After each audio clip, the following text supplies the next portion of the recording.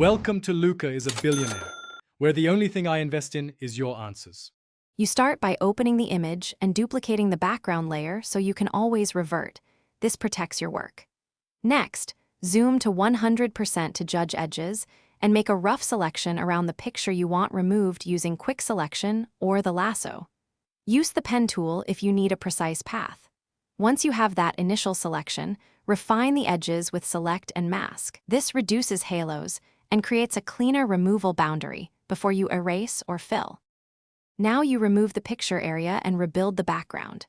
If the surrounding area is textured or simple, use Content-Aware Fill and sample nearby pixels. It often blends seamlessly. For repeating patterns, the Patch tool gives more control. When cloning, set sample to current and below and use a soft brush at 20–50% opacity to paint gradually and avoid visible repeats.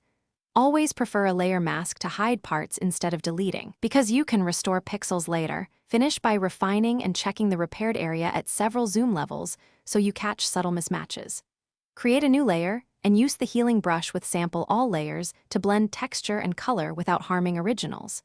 Make minor mask feather adjustments around 0.5 to 2px to soften transitions.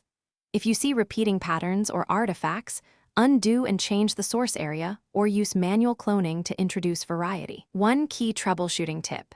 If Content-Aware fails, combine small local clones and healing for a natural result.